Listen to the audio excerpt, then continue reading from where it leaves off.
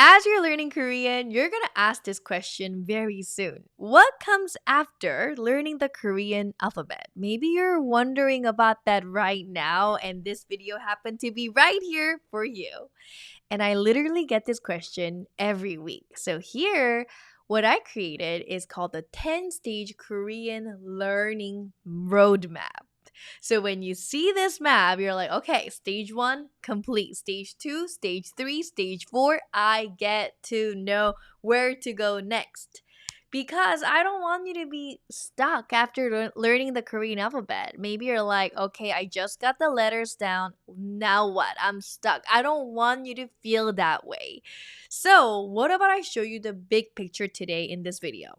Sounds good? So you can take notes with me and you can know exactly what, or where to go next. All right, make sure you subscribe and like my video, and let's continue on this.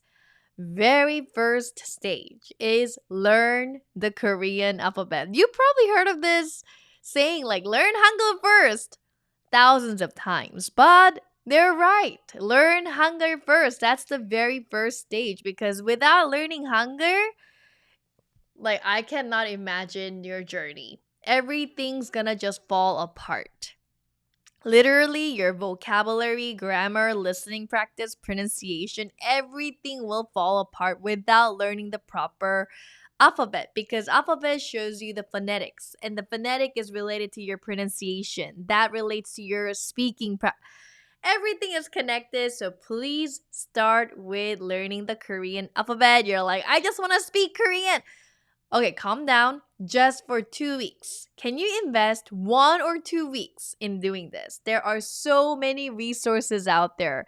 Free videos everywhere on YouTube, including my channel. I recently posted that how to read Korean step by step too, right? So please use those resources to get this hunger down. You gotta get it down, and then you can move on to the next stage. And if you're also looking for my resources because you like my way of teaching, like I like colors, I like inspiring your heart, I like dance moves, I like just making things fun. Like without the fun part, I don't like to learn. So if you are like that, just know that I have a full course for you guys to complete in just 2 weeks to read, write, and pronounce Korean from scratch.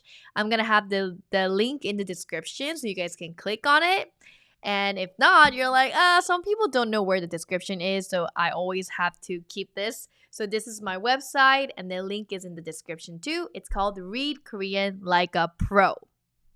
It's a full video step-by-step course that you can take online. Or if this is not something that you're looking for, you're like, let me just study all by myself. I have a book, $7 book that I recommend. Read Korean step by step. That's also on my website. Okay, now moving on to your second step. Stage 2, you got your hunger down. You're like, I don't know what to do after hunger. That's when you want to expand on your vocabulary. It's like doing your, squats and lifting, and you don't want to do it, but it's like a must. If without the muscles, you cannot do anything, right? My fitness coach told me, like, without having your muscles, like, you cannot even go to grocery shopping. Like, I'm just exaggerating a little bit, but just imagine having no muscle mass. You can't lift anything. So we gotta grow our vocabulary, because if you don't have your vocab down, you will be wondering and saying this question at the end of everything. You're gonna be like, how do I say that in Korean? How do I say a water bottle in Korean? How do I say that in Korean? I want you to have your vocabulary. I'm not talking study millions of vocabulary. First, go to your first core vocabulary. When I say core beginner vocab, I'm talking about 300 to 500 vocabulary that we use day to day. So here, I'm going to drop the truth bomb here. Lack of vocab will hold you back in every area of Korean, because you'll be wondering, how do I say that in Korean?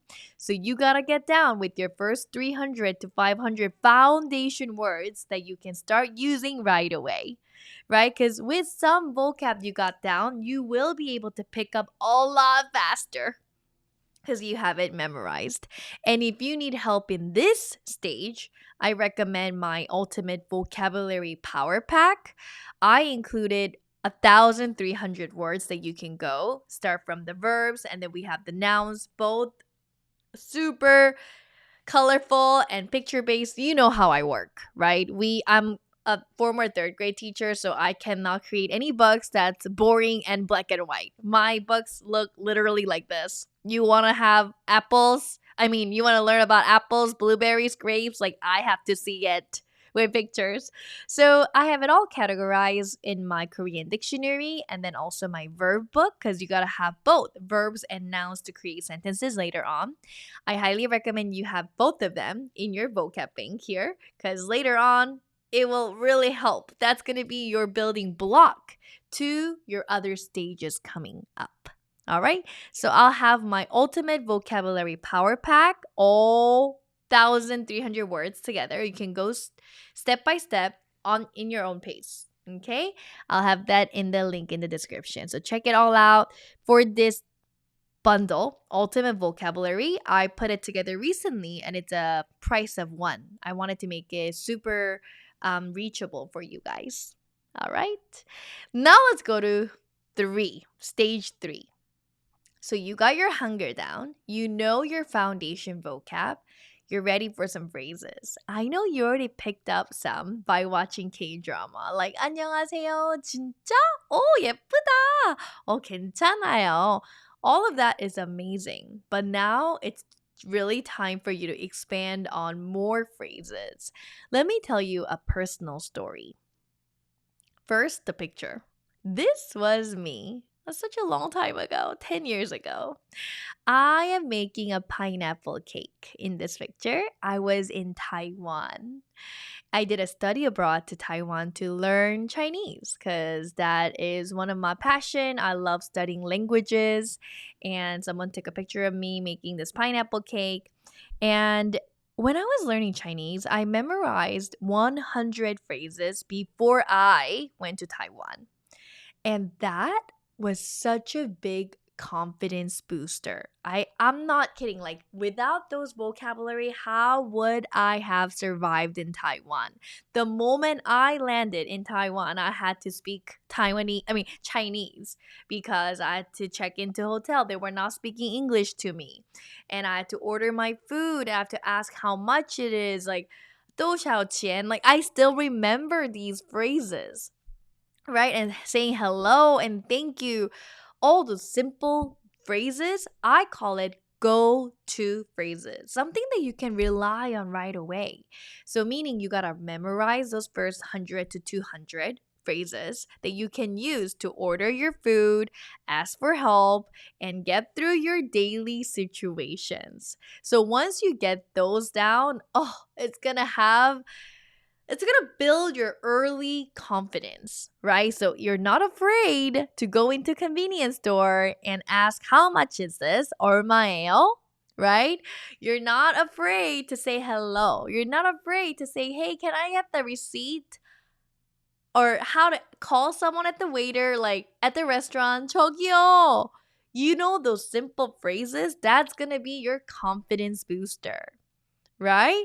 So from my experience, it was after your hunger and vocab, get down to those core phrases that you can use right away in any situation, and it's gonna build your confidence.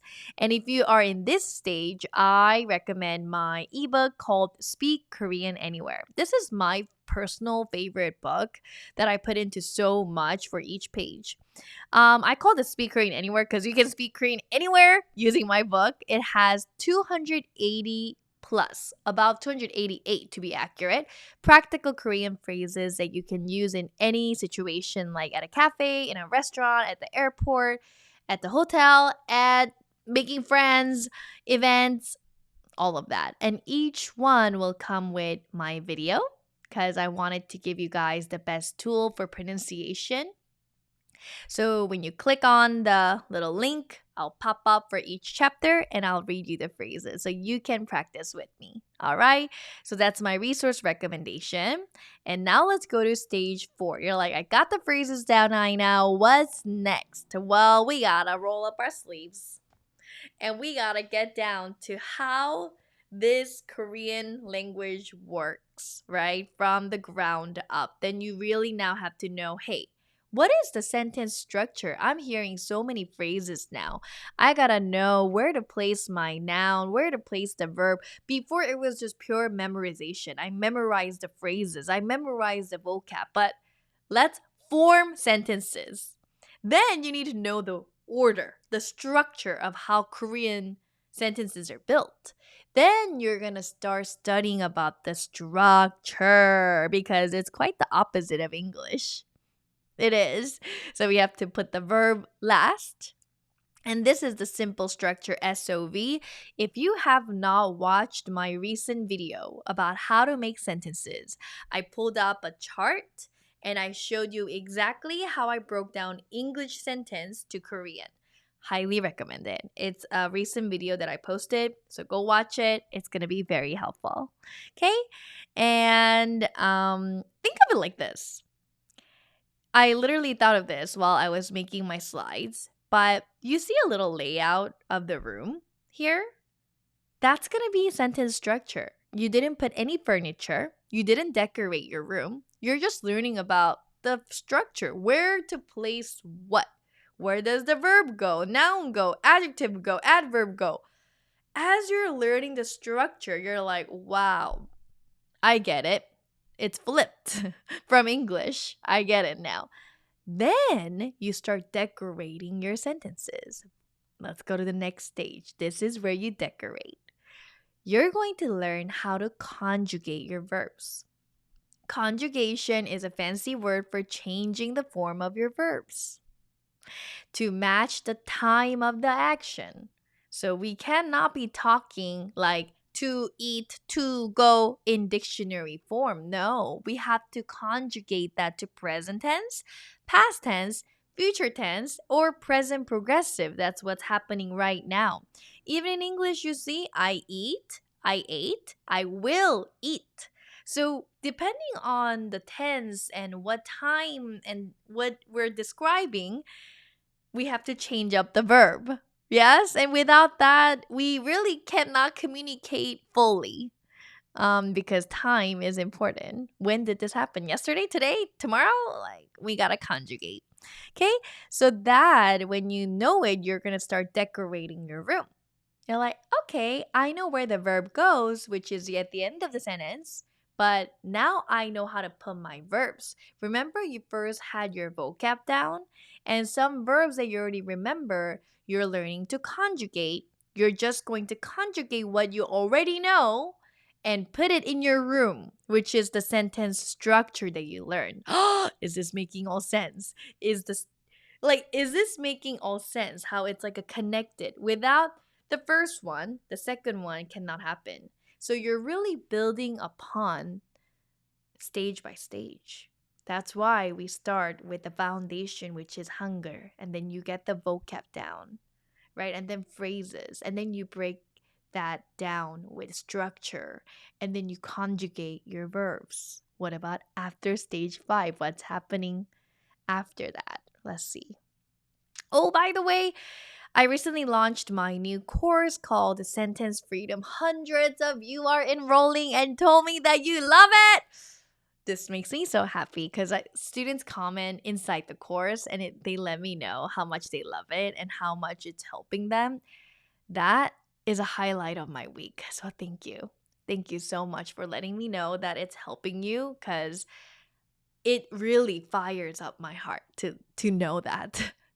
All right. So if you're looking for something, a course that's going to help you with this stage, like conjugating your verbs or learning properly about sentence structure, where to place what, I have a whole system that I want to show you about building Korean sentences from scratch. Highly recommend it. It's also in the description and on my website. All right. You know how to conjugate your verbs. What's next? You gotta learn about particles. Korean, I know this language we have particles, and many foreigners, when they first learn the particles, they get very intimidated because it's like trying something that you've never eaten, and it's kind of scary, right? Like, what is that? I've never seen that. And then you put it in your mouth and it's like, sometimes you don't like it, but the more you eat that, the more exposure you get, they're like, it's kind of yummy, right? That's kind of like how particle is. We have subject markers, topic markers, object markers, location marker, and marker. I just wrote the first six for beginners, but there's a lot more. Okay, but I want you to focus on these six as beginners because that's enough for beginners to form many, many hundreds of sentences, right? So, the more you practice with this, especially if you have someone who explains this well, it's going to help a lot. So, in my sentence freedom course, I did make sure that I include the particle explanation because I don't want to have you go like, "Hey, I'm making a sentence and I don't know what part like a part of this whole sentence building system is missing." I don't want to hear that. I don't want any thing to break in the system. So I made sure I have a complete system that can take you from not knowing how to make anything to building hundreds of sentences on your own from scratch. So I did make sure to include all parts, including particles, vocab expansion, patterns, verb conjugation, structure, all of it that you need in this course. So check it all out. And now let's go to stage 7. Oh, stage 7 is learn high frequency grammar endings. In other words, for grammar ending, it's just patterns or expressions that you hear. English has them too, like don't blah blah blah, or I have to blah blah blah. Those are patterns because you're just switching out the nouns and verbs at the end. Like don't do it, don't eat it, don't dance, don't, and you know one expression, don't, and then the verb is just switching at the end. It's like that in Korean too. You just know a pattern. For example, let's say you have I have noun 이가 있어요. You have the pattern. Then you just have to switch the nouns like 시간 있어요. I have time. Or I don't know, like 남자친구, that's boyfriend. 남자친구 있어요. I have a boyfriend. Something like that. You're swapping out the nouns. Remember, stage 2 was vocabulary? So you're just plugging in what you learned from stage 2 to these patterns, and things are building. Ah! Right? Isn't that amazing? And if you need like help in, hey, which patterns are important? Where can I find these patterns? And how can I have structure within learning the patterns? That's why a few months ago, I created this program called the Game Changer for Korean Grammar. Do you see a little flashcard here in the background? Yeah, that's the program that I created for students who want to learn all about patterns because patterns are powerful. You learn one and you can just swap the nouns and swap the verbs and you can create unlimited number of sentences. So basically think of it like getting a sentence frame that you can use to make sentences that's already made. And so that's the game changer. And sentence freedom is literally understanding why and how behind how sentences are formed. So when you know anything, like when you see a verb or noun, you can make sentences on your own from scratch, right? And the game changer would be different because I'm giving you like 300 patterns that you can just use right away by plugging in nouns and verbs. Both are really cool because eventually, in order to be fluent in Korean, you have to know both the structure and verb conjugation and particles, all of that which is taught in sentence freedom, and the game changer, which are all the patterns that you have to know. Okay, so a lot of students I noticed they get both of my programs and they are like loving it. All right, now let's go to stage 8. Stage 8 is connecting what you learned from step 1 to 7 and start making full sentences in Korean. Sometimes you learn the segments and you never fully connect. And I don't want that to happen for you. I want you to start connecting. That's why I keep bringing back the prior knowledge, prior stage. Like when I'm talking about stage 5, I was talking about stage 4, 3, 2, 1. Because I want you to see how this is not a segment. This is all connected learning. As you're going through stages, you're using what you've learned in the next stage. That's the point. Okay, that's the most important. If there is one thing that you're gonna get out of from this video, that's it. You're using what you learned in the previous stage and you're bringing that with you to the next stage and you're building, like you're getting stronger. That's how you do it. That's how learning happens. And I want you to do that as you are going through the stages to connect them all together. Okay? And now, stage 9. As you're connecting them together, you're making some sentences, you're going to struggle with listening and your pronunciation. And first, I want to tell you that's normal. Listening takes time. It's not like one day you wake up and you're like, oh my God, I can understand everything now. No, it's going to take time and a lot of repeated exposure, especially for listening, right? Because you're used to speaking slow in the beginning, but you hear in K-dramas, they're speaking super fast and you're not used to the intonation or their rhythm yet. So I want you to focus at this stage on native pronunciation, intonation, shadowing short lines. I have some shadowing videos on my YouTube channel, so go find them. I have 3 in total. More coming because you asked for more. I will provide you part 4 very soon. And then we have sound changes and blending, getting used to real Korean intonation, training your ear little by little, even every day. And then focusing on clarity, not perfection. So those are what I want you to focus on at this stage. Okay? And number 10 is practice real life conversation skills, which are dialogues, and expand into intermediate Korean.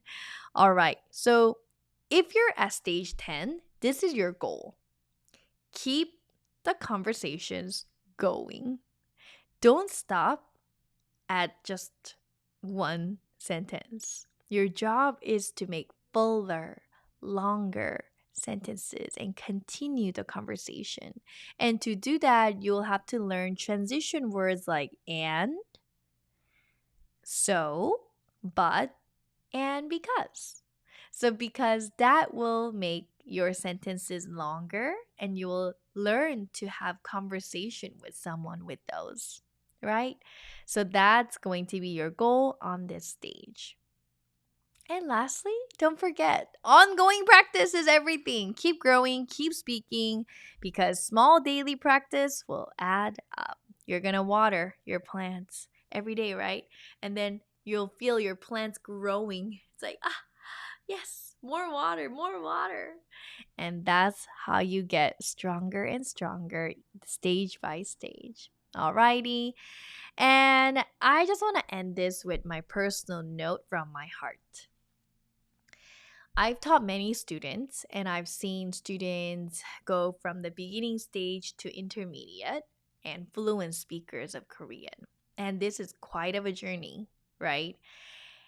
And as you go through this journey, I want you to remember this. Your destination, right? The end goal is to be fluent, is not everything. It's not everything. That is what I want to tell you. What's more important than you reaching your destination is the journey that you're taking and finding joy in that process. Because what's the point if you're constantly stressed in this journey? Why did you pick up a new language if you're just going to be stressed? If you're just going to be focused on what's the next stage about? Oh, I'm not good at speaking yet. Oh my goodness, what is the point of all of that? So I tell my students this: each stage has its own diamonds. And you, in your journey, you're learning Hangul and you're memorizing more vocab, you are learning phrases. All stage will give you something so precious that cannot be not be earned by anything, right? Whether the gift that you get is resilience, whether you find so much joy or fun out of it, whether you are maybe having self discovery again as you're learning a new language, because as adults we're so used to knowing everything, and then when you're learning a new language you just become a baby again. You start from zero, and that's a humbling experience. Because I've learned Chinese, I was a baby, right? I'm like cried every day, and I learned so much from the process. In the journey, there was so much beauty and joy and diamonds that I could pick up, right? I'm like, I have a bag and then I'm putting in diamonds every stage because I collected something even more precious than learning the language. I tell you, learning a new language, it's like a whole self growth, self discovery all over again, right? So I hope you experience that in every stage. And it's such an honor, such a big honor for me to be part of your journey. So thank you for letting me be your teacher. And I hope you find lots of things in your journey. And I'll see you in the next video. I love you guys so, so much. 안녕.